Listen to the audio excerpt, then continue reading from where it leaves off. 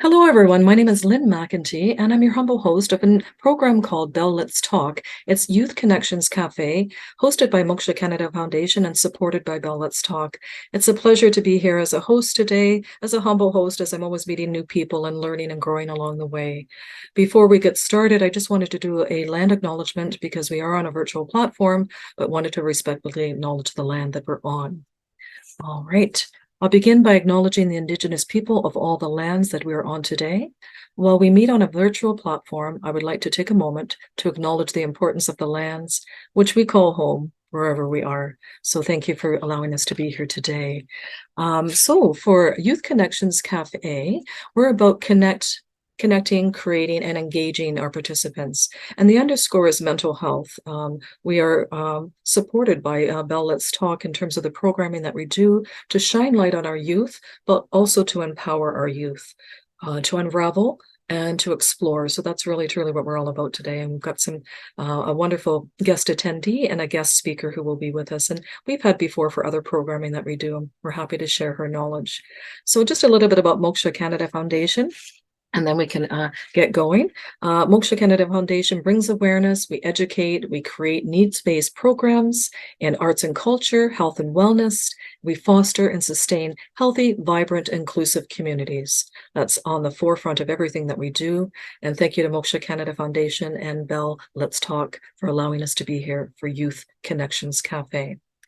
We have a wonderful guest, Nicole Canzoneri, and I'll read a little bit of her bio, but her bio's, I think, extensive. And I think it's just an honor to have her here to underscore what we all experience as mental health balance in our daily lives. Right? Okay, so Nicole is a University of Windsor honors student. You're still there. Thanks, Nicole. So University of Windsor honors student, disability studies and community living. And she's an Ontario board member with community living and an advocate. So it's a pleasure to have her here today. And I'm going to just ask Nicole to tell us a little bit about herself, and we'll just branch out in conversation from there. Hi, Nicole. Thank you so much. Yeah, my name is Nicole Canzoneri. I am 22 years old and I have a few different roles and experiences. I'm a student at University of Windsor studying disability studies. Through Community Living Ontario, I'm a director at large on their board of directors. I also am a member of the Youth Advisory Committee. I was a chair, so I got a leadership role there. Now I'm a secretary and general member, so it's wonderful. I'm a direct support worker for young adults with autism. So I have a few different hats and a few different roles, but they all come together to form me. I love that. Thank you very much, Nicole. Do you mind if we take a moment to have our guest introduce herself as well? Yeah. Okay. Thank you so much. Hi, Vidi. Thank you for joining us today. Hello. Hi. My name is Vidhi and I'm 23 years old. I am permanent resident in Canada and right now I'm working with Moksha Canada for making website and flyer and newsletter and all. And I love to enjoy Canada's weather because it's very new for me. So nice to meet you guys. Thank you. Thank you, and very nice to meet you as well. Thank you for being here. And we're going to learn from Nicole today. Nicole, we talked about yourself. We're talking about mental health, and maybe just off topic from some of our questions that we posed is when you think about mental health, what comes to your mind when you're thinking of that? Yeah, for mental health, for me, it's not as much one thing, but it's an interconnected thing of our whole health.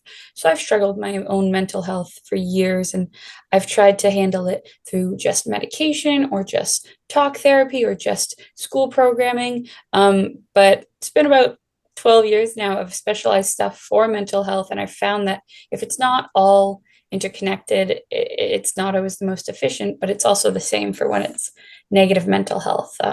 It's not just one isolated disorder or pattern of emotions, but it's just interconnected to how we view ourselves and the world. So both positive and negative, you can't I find it less helpful when I personally separate it from my overall health and my overall well-being. That's very interesting. Would you mind expanding on that just a wee bit? Yeah, for sure. So much. Thank you. Yeah, so for me, I know, like in terms of physical health as well, if I'm just focusing on my mental health and putting in the hours doing that work, I'll notice my physical health will start to fall. I won't do certain things to upkeep my physical health because I'm just prioritizing one part of my health, and vice versa. If I just start focusing on eating different to help with a stomach problem, sometimes I can slip into negative thoughts because I'm not guarding and working actively on my mental health. And the same in terms of career. If I'm focusing on my career so much and I want to move forward and I'm taking great opportunities, but I'm letting my physical health or my mental health slide, I know I need to do it all together. It has to be a balance. So even if I'm not giving it my all to my mental health, it's a balance, and ultimately the one influences the other and helps out the other. So for me, I found I can't do it one at a time. Nicole, could you speak to when you first discovered that the need and addressing things to enable you? I wondered if you could speak to the age that you were at when you started to notice that would be helpful to delve into what you needed specifically, because it is very individual. We all have a framework that we try to deal with, but it is very personalized. Our mental health work that we have to do, and we have to put in the work, right? Yeah. Yeah, for me, I noticed at a very young age that my mental self-talk and stuff like that wasn't positive, but I didn't really see any need for intervention because I was young. I assumed that's how things were and that's how people thought. And it wasn't until I started realizing that I think I was in grade 7 or 8, I would say, "Oh man, I have a headache today," or "I'm man, my stomach would really hurt and I gotta go home." And that was avoidance. I was avoiding going to school because I was so anxious, but I didn't know what anxiety meant. And so, with a lot of support from my family, we got me through grade school. But when I first went to high school, and I realized, oh, I can't do this right now. I realized I have to like actively intervene. I can't just try and play sports and be social and do the things that upkeep some people's mental well-being, but I had to put in a little extra work, because I had a few years now history of feeling a little different in terms of anxiety and things like that. So it was when I was missing out on being a teenager because of how anxious I got that I said, okay, I got to dedicate some time to this. I got to carve out a few hours every week to go to therapy. I mean, it got super intensive at points with full inpatient care for a while. So I had to see the value in putting in those hours so I could eventually have some of the experiences that help shape us as a young person. But it was a long time to realize that I needed that. It was a lot of, oh, I'll just get through it. Okay, I just have to go home today, those kind of things. I find that very mature, actually. So, although you were young when you were realizing these things, you were also had the foresight, the maturity to know, to look beyond yourself, to step outside yourself, in order to cultivate what you needed. Yeah, So, and a lot of that came from support from my mom and my family. And I had some very wonderful teachers who helped me see that. Because sometimes when you get so anxious, even if you have those wise thoughts or that well-rounded perspective, it can get lost. So it was also a factor of my support system reminding me of those things that I knew. So yeah. oh, I'll pause for a moment. Viti, would this be a time for a question at all for Nicole? Do you feel? I don't have a question, but do you know about the migraine? You because I don't know if you have answer for this. I know to how to get out from the migraine. Yes. Yeah. Yeah. For me, I don't have chronic migraines, but when I used to get super, super anxious for long Okay. periods of time, I would get the migraines. So only a few times, and I'd feel so sick for a few days. And for me, it wasn't as much as, yes, I had a migraine, but it was a long few weeks of not taking care of myself that might have led up to the migraine. So I don't know how to get out of them as much as I know how to help Okay. maintain my health to kind of help prevent them sometimes, at least for me. Okay. Yeah. And Vidi, you said you know how to get out of a migraine? Oh no, I'm just searching for how to get out from migraine because I have migraine and I have very, very, very bad situation when I get migraine. So I just know how to get out from this because I don't know how how to get out from this migraine, and it's very hard to pass out from migraine. It's very hard. Yeah. Yeah, and I feel like sometimes it takes a huge role on your mental Yeah. health too. Like, say for me, Yes. mine sometimes were caused maybe by some mental health factors, but even if they're not, I just know if I used to have such bad stomach issues, and I'd get so upset about it and anxious and frustrated and burnt out that it would affect my mental health as well. So it's all so connected. Yeah, it's all connected with migraine. So I just ask you. Yeah, Hmm. well, I hope you find something for it because I know how Yeah, sure. frustrating that can be. You know, as we're both all speaking about that, actually, Dr. Hari, I could always introduce you to Dr. Hari, who oversees the program for Bell Let's Talk. Okay. He has, 37 years of experience that he could perhaps, guide you in that area. We could link you in for sure afterwards. He's a wonderful person to speak with and someone that will become a friend. Um, Oh, as yes. well. He's just so personable and so connected with each person that I've ever seen him interact with, because that has been his life Okay. journey, his life work. So Sure. absolutely, we'll link you in with Dr. Hadi, and if you have a few questions for him, and maybe he has some suggestions and strategies. Okay, thank Yeah, you. absolutely, for sure. Thanks, Nicole, for kind of starting there, because I think that's really key. We're talking about young people and youth, and you can think of people in your class that probably were experiencing the same things, similar things, right? Their own story, but what strategies did they use to help them move forward instead of being stuck in that spot, right? You had the resource network around you, but not everybody always does or realizes that they do, right? So that can be half the challenge right there. It can be very, very isolating our mental health, right? And as you had underscored in your conversation, that it affects your body as well, your mind and body and spirit, right? Spirit for pushing forward and trying different things and willing to experiment, right? Wow. Yeah, yeah. No, thank you for that. And you're just such a great person to speak with, and even in the other programming that we did. And I'm so happy that you're here to be here today and just talk about your journey and all of the experiences that you have and the work that you do. So thank you for that. Yeah, thank you. I really Okay. appreciate that.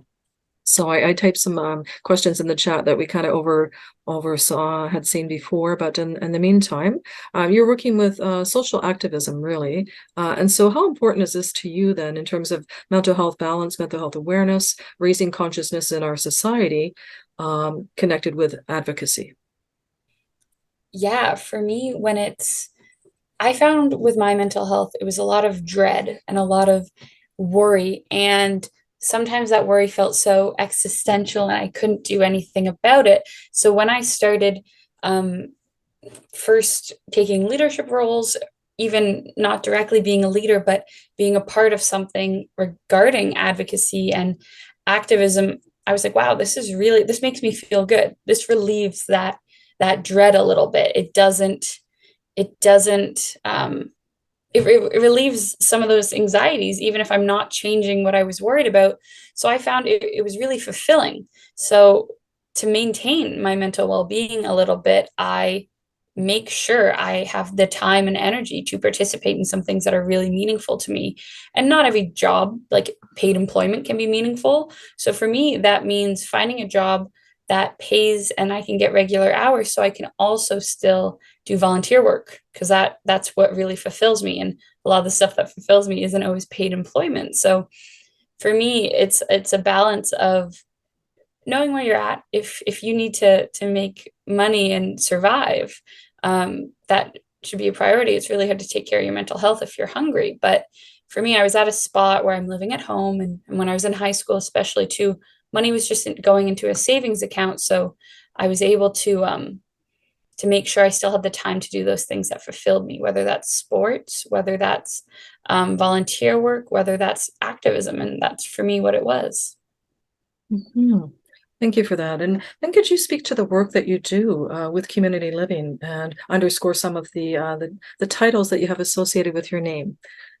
Yeah, absolutely. So there's two parts I'm really involved with community living. It's the youth leadership sector, and then the board of directors. And the board of directors is a pretty new one to me, but when I was young, for the youth leadership and engagement, I called Reaction for Inclusion. Mhm. I was 16, so a time with a lot of my own mental struggles, and I got invited to go to this conference, and it was in Aurelia. And I remember we took a bunch of us from Windsor, took a bus up together, and we learned about leadership skills, inclusion, the power we have. And it was for people with and without intellectual and developmental disabilities. So I wasn't the key target audience for everything. I do not have an intellectual or developmental disability, but I was someone who felt a little different, had to do some alternative education, didn't get to do some of the same things my friends did. So I I connected a lot with the sentiment about inclusion and advocacy work, and since then I've been hooked in. I started as a member, shyly like attending conferences, and then when COVID hit, I took on the role as chair of the Youth Advisory Committee, which Wow. helps inform the work that Community Living Ontario does, and also we help run events like online webinars, like kind of similar to this, a lot of stuff, but it brings that youth role in the planning, like what we value and what we want to see produced, but also actually running the event. We have one on Indigenous arts and culture coming up next week, I believe. So we pick the topics that we think other young people would value and that we value, and we go from there. And so from that role, I had someone nominate me to be on the board of directors for Community Living Ontario. Yeah, and this was last September, I believe. And the person who nominated me attended an event that I got to do, like one of these online ones, and he saw some potential there. And so a room I didn't even know about. I didn't know how board of directors functioned or that I could have a seat at that table. And now I'm one of the youngest members. I'm the youngest member there, and I don't know if I'm the youngest ever, but I'm representing an age demographic that wasn't there before, and I'm learning a lot. I'm studying lit like it's school, and that's where I say like making time for something that's fulfilling, because this is extremely fulfilling, but it's volunteer work, and so sometimes people at this age can't do that at the point they're in life. So I found the board members to be super understanding and accommodating, and I have gotten to take some leadership roles in conversations, bringing youth perspectives forward, not because anyone was trying not to include them, but it's hard to include what you don't know. So having someone at the table who's experiencing that, but also my connection with the Youth Advisory Committee has really helped solidify, I think, some of that relationship there. And so I get the role of doing some of the big fancy stuff in boardrooms, as well as hosting the fun, energetic workshops. So I've got a dual role with Community Living Ontario, and it's extremely fulfilling because it's checking off every box of what I value in life: leadership, advocacy work, community connections, inclusion. It's really been wonderful. Hmm. That's amazing and wonderful. We'll start with there. How wonderful was that feeling to be welcomed to the table and knowing that your voice would be heard?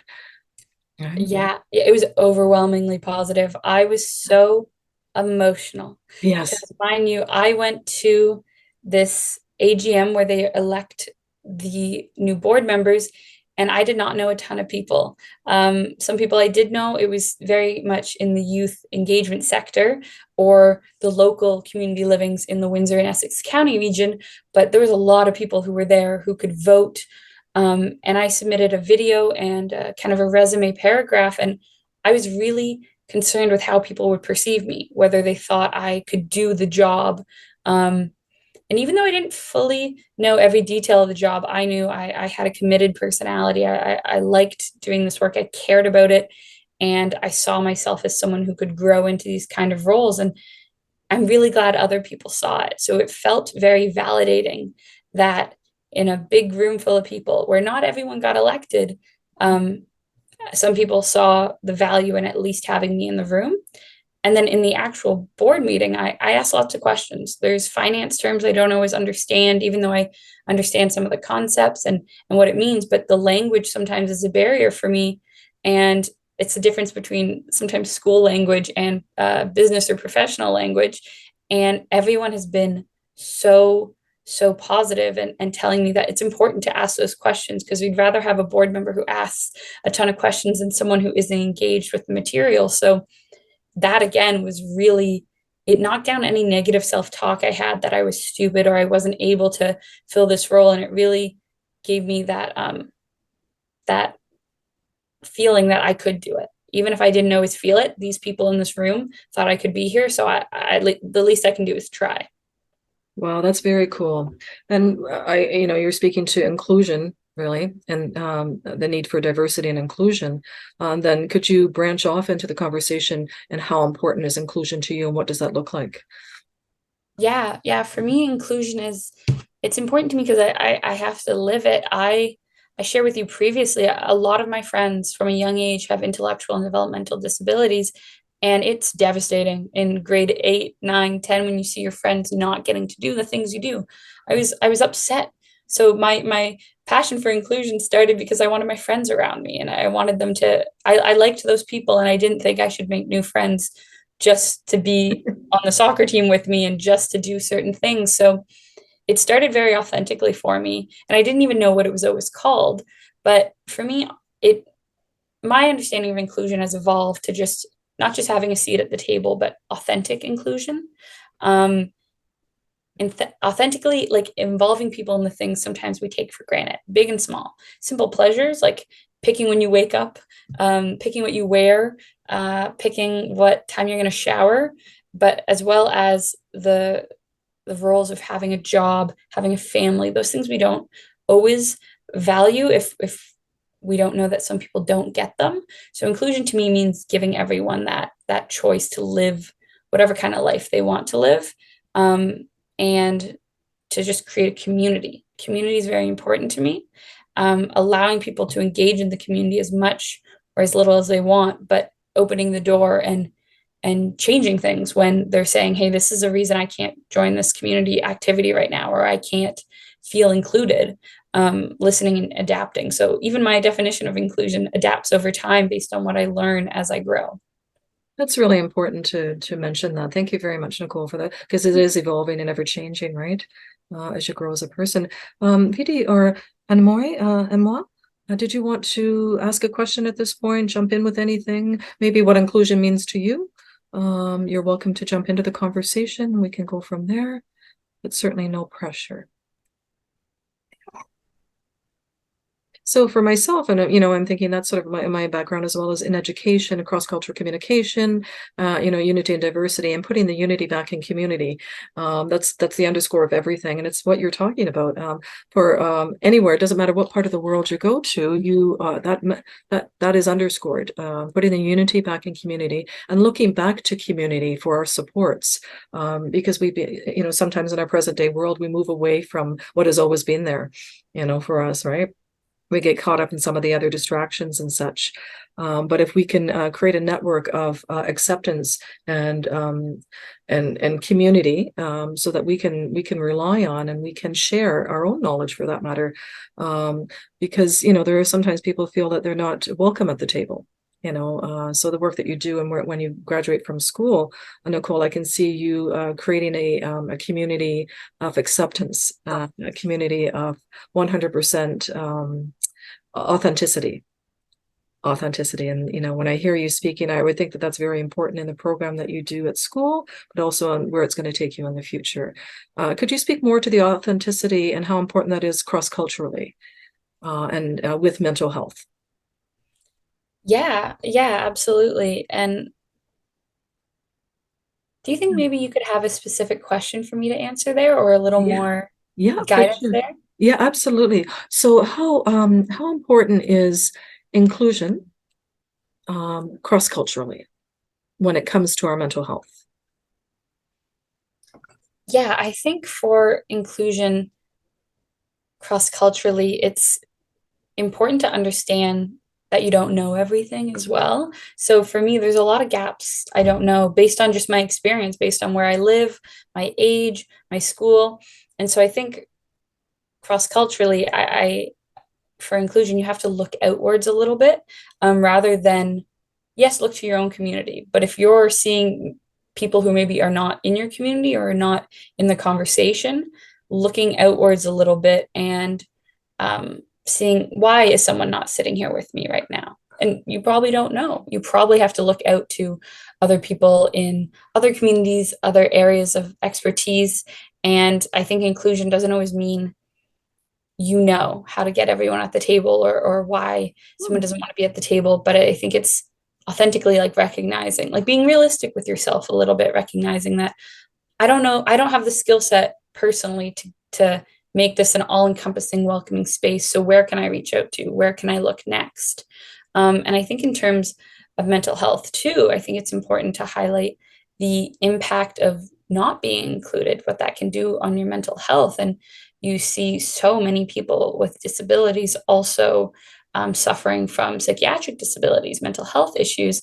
And there's such a high correlation that it's just one example of not being included, how that can make you feel. And you hear a lot of times people coming to a country or city for the first time and feeling bullied and not included just because some things are different. So I think authentically, it has to be a little bit more than just, oh, look at how good we're doing. I think authentically, you have to realize that there's some people who might feel things that you weren't aware you were causing. No, that's really cool. Did anybody else want to jump into that right now? No, we're okay. Edie, you're all right? Yeah. Okay. Any question for Nicole at this point in terms of inclusion and even for yourself? What does inclusion mean to you, Vidi? And in terms of it could be our mental health, and it could be just in general, right? How important is there, but I don't get idea for that because I'm just exploring all about this, and I don't have much idea. I just get idea from Nicole right now. Nice. That's even better. That speaks volumes. So thank you so much for that. I appreciate it. So then, Nicole, we've been talking about inclusion, mental health, and it is very important, for our mental health balance to be included, to be our authentic selves, to find a place at the table, to find our voice. If we don't have our voice, then how do we find our voice? Who can we rely on to help us enable ourselves? So that we can do that for others in our community as well, who may be going through the same things. And as a young person, it can be very, very isolating. So identifying those things early on are very key if we can. Sometimes they're not identified till in university. Sometimes they're not identified till later on when you're coming out of university as a young person, because all of the things that are coming at you, but I know for sure inclusion is very important cross-culturally. To me, that's at the forefront of everything that we do, and the core of us as professionals, wherever we go, whatever we do, whatever jobs we choose. I think that's always should be a natural thing. It's not always. And you hope to empower other people to find the value in that, not only for their own business, but for the community as a whole and as a country as a whole. That's how we have productive citizens, by inclusion, that everyone is welcome. So the key elements that I guess I'm going to ask are, what are the key elements in the workplace for you? Yeah. For me, a lot of it, there's literal key elements, like physical ones, but also key elements of the employers or other people who work there. And I think a lot of it is our mindsets and our stigma, and reducing that stigma. And I think a key element is not assuming things. Like, don't assume that someone at a certain age might be really good at one task because they should be tech savvy and full of energy. They might be absolutely horrible at that because that's not their passion. Just because they're young doesn't mean they're going to be good at this, and vice versa. Someone who's older might not be good at things you typically assume someone who's older to be good at. Same with ability, same with background. You shouldn't assume if your area is predominantly white, you shouldn't assume someone who is Indigenous is the expert on Indigenous culture. They're the expert on their own experience, and maybe they have that vast knowledge and history, but that might not be their role. They might be the creative director. They might not be the diversity, equity, and inclusion officer. So I think we have to stop, like, we can't assume that someone's going to be good at a certain role. We have to really look at what they are interested in and their passions and include them that way and allow them to grow in other areas. But that's a good foot in the door if you're not sure how to include someone. And I think it's also understanding. Like, again, I bring it back to age for me, but like you said, being a university student, and sometimes you don't recognize mental health struggles until a little bit later in life. And I think employers and workplaces understanding that you were that age once too. Maybe you did not notice these things and you didn't have that experience, but I think most people are aware that the 12 to 23 range is tough for a lot of people, mentally, physically, emotionally, and maybe adapting, maybe understanding that, oh man, their schedule goes heavy with exams and then they have a lull, and heavy with exams, then a lull. So if I can give them a break in this heavy part here, I'm going to have a better employee. I'm going to have someone who feels more included, who feels understood. So I think that flexibility, that open mind, that understanding can help be a key element, and as well as training. Like I mentioned this a little bit with the board, but quite literally teaching a young person things you might assume. Checking into a hotel, if that's what your work involves and you've never done that by yourself, that's a huge barrier to being included in the workplace. That might say, no, I can't go and do this wonderful opportunity because I can't travel independently, even if someone assumes I could because of my ability, or doing your tax forms, things like that. And so, though it might not always directly improve the output of the work, it will make someone feel more included. And I think a lot of times make them more committed to the job, not just as a job, but the company, the organization as a whole. Mhm. That's amazing. No, those are key points, because traveling for sure, right? And your taxes, like huge anxiety around a lot of those things that people don't even think about. They may just do it themselves, don't even skip a beat, but it's very important to be mindful of someone else, in that planning stage. Then for mentorship, and when you go on from university to whatever work that you do, how important will mentorship be to you, not only for receiving it, but giving it to someone else as well? Yeah, I'm very lucky to have again at the board level with Community Living Ontario a mentor, and he's quite literally made it known that I can ask him anything, no matter how silly it might seem. Certain specific parts of the role require me to fill out a form, but I don't know when I'm supposed to do it. Can you tell me those kind of things? So I know how fulfilling having a mentor who is taking the time to listen to you can be, and how much more it makes you want to work and want to succeed for everyone, not just for personal reasons. And I'm just starting to be, I wouldn't even use the mentor to describe myself yet, but I'm seeing that I have impact. And like I said, I was 16 when I joined my first organized youth leadership movement. And now at 22, a staff very recently said, Nicole, you're a leader to some young people in this group. We go all the way down to 13 and up to 29. So it's a big range. But hearing that word used to describe my relationship with someone I don't know that well personally is so, so impactful. And again, another role I have is in the summer, I work as a supervisor for a day program for people with autism.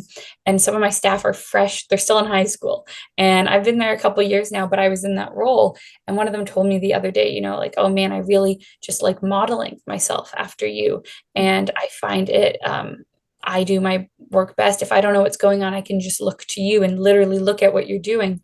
And so it's not a formal mentorship as much. That's like the biggest compliment I've ever gotten, because Oh, my actions are enough to help someone understand what they can do, and help answer questions without even literally answering them is more fulfilling than having that official mentorship role.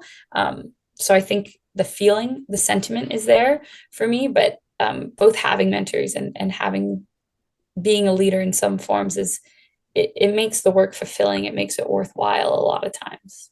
well, congratulations on that. That's such a great feeling, Nicole. And, that's a badge of honor, really. when Yeah, you thank you. right? That's so cool. I love that. And that ties into what would you say to your younger self about the importance of making social change?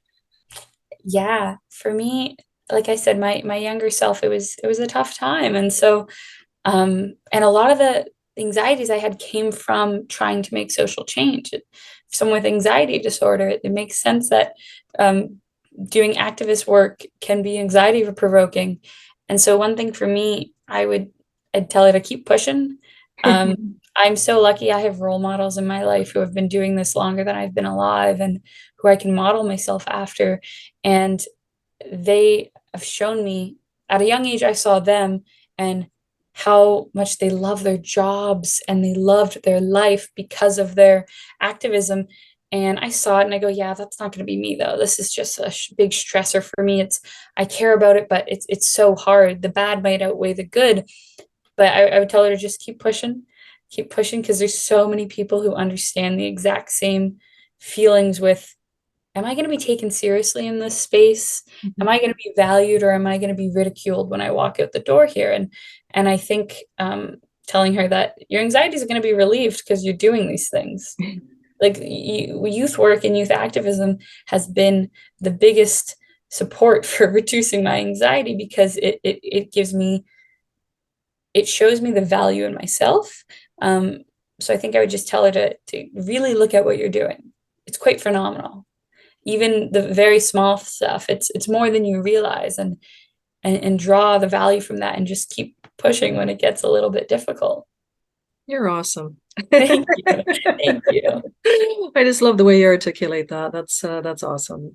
We have Thank you. about 5 more minutes in our time together, and I wondered if perhaps if we don't have any questions from anybody attending today, if we could sort of speak to. I know you've given a lot of wisdom, but if you words of wisdom for other people who may be experiencing some challenges in the mental health capacity, but also to push forward and perhaps reaching out to community. If you could kind of speak to a couple of those things. Yeah, absolutely. So a little background for me is I didn't go to my high school for grade 9. I went to a special school for people with school avoidance was the term, and a lot of it was mental health related. And that's where I got connected with psychiatrists and psychologists and social workers to put me on the path that I am and to get my diploma. I wasn't planning on doing it. It stressed me out. So at that point, I thought, oh, I'm always going to be the odd one out. I'm always going to be completely different in a negative way because of my struggles. I really thought that this was a forever thing, that I was always going to be the person who couldn't do it because her anxiety. Um, and if someone feels the same way at all, it doesn't matter that much. I learned the skills that I needed at the time there. And most people in my life, I'm only 22. Most people don't remember at 15 that I wasn't in school full time. Genuinely, most people do not, or nor do they care. I do the job I have to do, whether that's as a friend, as a daughter, as an activist, as a board member, because of the skills I learned at the young age. So for youth who might be struggling, it's really okay to slow down. It Oh, really is. It's yeah. okay to slow down and do things at your own pace, because in the end, like, it doesn't matter too much if you do high school in 5 years or 4, or if you go on to post-secondary. If I switched programs, I moved out of the city and then moved back home. And I was devastated at the time, but it doesn't really matter. I was okay. I was safe. I had food. My ego was hurt, but it didn't matter that much because I'm still earning my degree and working my way through it. And so it it's okay to slow down. It's not anything to be ashamed of. I had to slow down many points in my life, and it's sometimes it's gonna pay off in a couple of years. If you slow down now, if you don't burn yourself out, if you take time to take care of yourself now, you're going to be a better adult, a better young adult. And I feel like it'll carry on with me past 22, but up to 22, I can say it benefits you more than you realize at that age. That's amazing. Thank you. Thank you. Thank you. So Vidi and any And Mo, I'm going to see if you want to ask a question just to be respectful of you attending. And we're going to be signing off very soon with Nicole. And do you have any questions for Nicole? Totally open. No, we don't have question. Hmm? Especially me for no, but yeah, I get many idea from Nicole, and I also exploring about mental health. So it's very good, Nicole, because I can learn many things from you. So thank Thank you. you. Thank you. And I think too, you mentioned that like you're learning what the word inclusion is. And I think as you explore more, you're going to realize it's something you live already. Maybe the word isn't familiar, but it's something we see day in and day out. It's not always like a theory we learn about in school or in a setting like this. I think at least I think as you reflect and stuff, you're going to see where maybe that term wasn't used, but it's something you see in life, you know? Okay. Oh, that's good. Thank So your heart, follow your heart, Vidi, when it comes to inclusion. Yeah. Things come naturally, for you. And it's always been there, as Nicole is saying, right? That's cool. That's really cool. I feel very invigorated and uplifted with your conversation and sharing your knowledge. Just underscoring community living one more time before we go, do a little shout out for community living. And if someone wanted to reach out to you, Nicole, in what capacity could they do that? Whether it be through community living or you independently? Yeah, absolutely. So the youth movement that I talk so much about, it's called Reaction for Inclusion, and it's through Community Living Ontario. There's a website, an Instagram, a Twitter, and Facebook account that if you search Reaction for Inclusion, you should be able to find. But if not, Community Living Ontario is the contact there, and we always accept new members, and you give as much as you get as much as you give. So if you can only come and just listen, then that's enough. If you want to take on a lead and run an event, that's wonderful as well. So I encourage anyone with and without disabilities to join us. We're over Zoom all across Ontario, so it's very accessible in that way.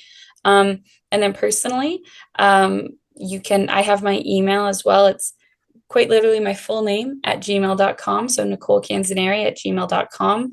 My name's on the flyer and things like that, and on my Zoom name here. So feel free to ever reach out to me, whether you want to be involved in some of the things I talk about or have a question or need to chat, please reach out. And again, I can't encourage enough. Reaction for Inclusion really gave me a stepping stone to most of the things I'm able to do today, as well as a personal stepping stone to becoming the person I am today. So please, please, please, if you know anyone who's interested or think you might be, it's quite a welcoming place, and I encourage anyone who's interested to reach out. Awesome. Stepping stone. Got it. Nicole, I thank you very much. So we've been a part of the Youth Connections Café, Bell Let's Talk program through Moksha Canada Foundation.